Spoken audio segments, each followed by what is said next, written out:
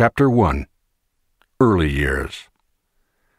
Cleveland was baptized Stephen Grover, but he never used the Stephen after he grew up. He was the fifth of the 9 children and third son of the Reverend Richard Fawley Cleveland and Ann Neal, a native of Baltimore.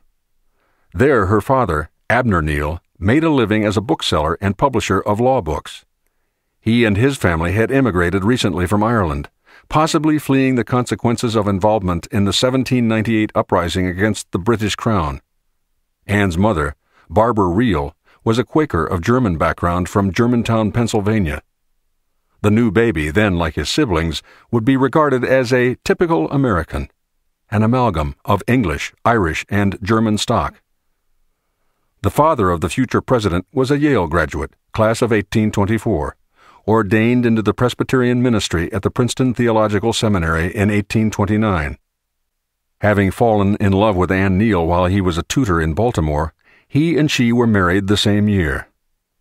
The fledgling minister's maiden pastorate was the First Congregational Church of Windham, Connecticut. To the dismay of her husband's new flock, his bride arrived on the scene accompanied by a black maid and garbed in a flashy dress, her wrists jangling with bracelets. Quickly, though, she sent the maid back to Baltimore, took off the jewelry, and began comporting herself in less dazzling fashion as a devoted helpmate to her husband. Richard Cleveland worked so hard in his post that he fell ill. Friends, believing that he needed a change of scene, obtained a pulpit for him in a Presbyterian church in Portsmouth, Virginia. The spirited Anne was pleased that once more she could put on her jewelry and dress as she pleased. 2 years later, in 1835, Reverend Richard was called to the pastorate of the Presbyterian congregation in Caldwell, New Jersey.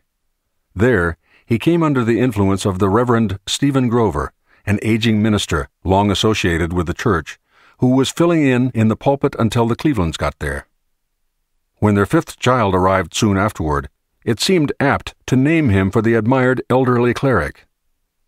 The tiny village of Caldwell, where Stephen Grover Cleveland came into the world, was originally known as Horseneck.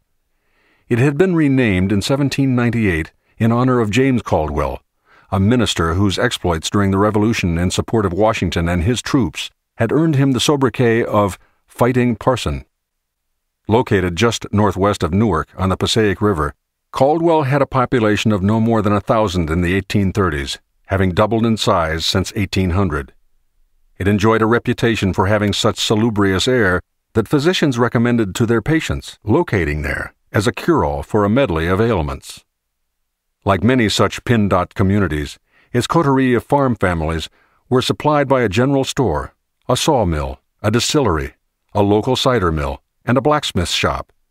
But its history was unique, and an inquisitive family like the Clevelands must have gloried in what they learned of it. The very road on which the Cleveland 2-story frame house stood, now known as Bloomfield Avenue, had been the scene of the well-remembered Horseneck riots of 1745, which pitted the settlers against the proprietors of New Jersey over land titles, in what may be considered one of the earliest rebellions against the Crown. As isolated and sleepy as small towns still were in the 1830s, a new epoch was emerging, although it was only in retrospect that people could know this was so. More than ever before, Americans, not only the Cleveland family, were on the move. After the Erie Canal was opened in New York in 1825, a canal-building frenzy gripped the country.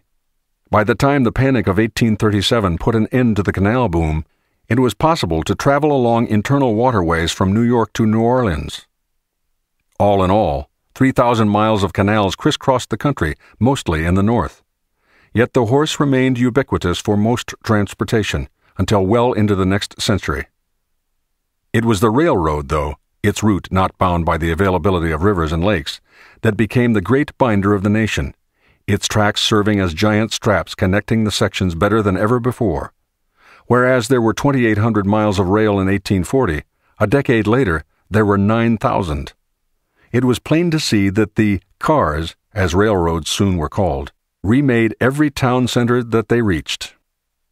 Their arrival on schedule forced people to be mindful of the clock. Everything, it appeared, was being done in railroad time now, and life was noticeably speeding up. Henry David Thoreau, who was fascinated by the iron horse, breathing fire and smoke from its nostrils, asked even as he knew the answer, "Do people not talk and think faster in the depot than in the stage office?" New states constantly coming into the Union added every few years to the number of stars in the flag. Arkansas in 1836, Michigan the following year, Florida and Texas in 1845, Wisconsin in 1848, and California in 1850.